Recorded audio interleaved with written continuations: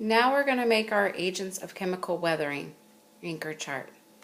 So title it Agents of Chemical Weathering.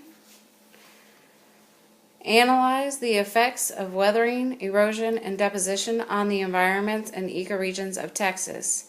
That is TEK 7.8b. Again, you need to title it and write the TEK down. That's what the state expects you to know, to be able to analyze the effects of weathering, erosion, and deposition. If you need to pause the video, please do so. If not, we're going to continue on. We're going to turn our notebook sideways again, just like we did earlier. This time, you are going to write down chemical weathering.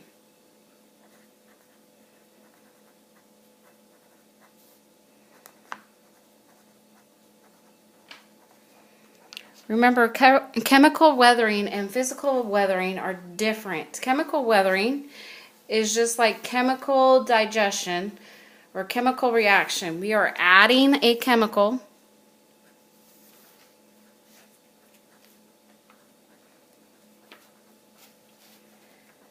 and we create something new.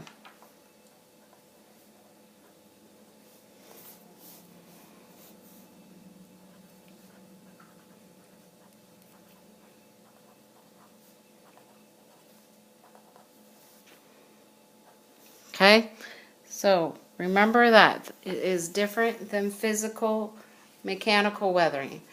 With physical and mechanical weathering, we do not create anything new. Okay, so this would be not as common and is going to have some signs of a chemical reaction. That's how we kind of can recognize it in nature.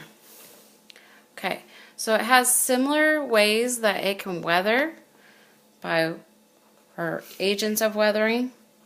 Okay, so our agents of weathering can definitely be similar. Water can be one of them.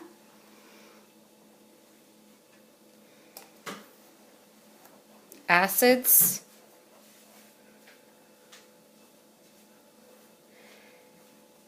And precipitation, which is what we call acid rain.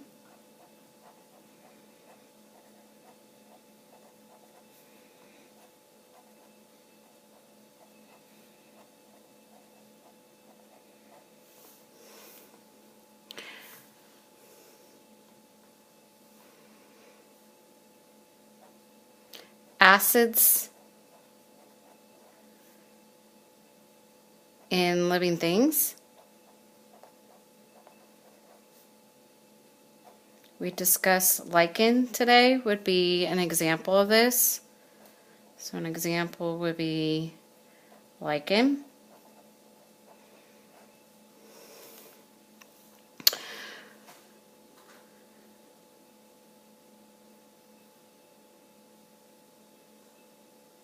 And our air will be our last one. Okay, for the water, I'm going to go back and add in something in here where water can be in groundwater. So acids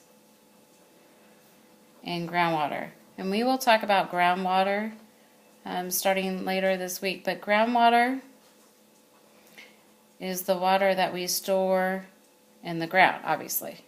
Sounds just like what it is. So it's water inside the ground.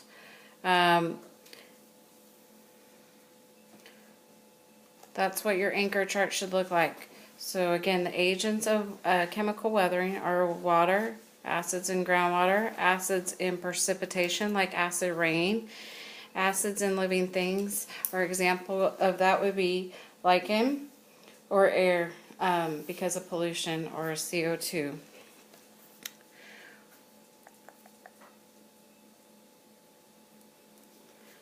Again, this is a thinking map, so you're going to have to do your so what, so why.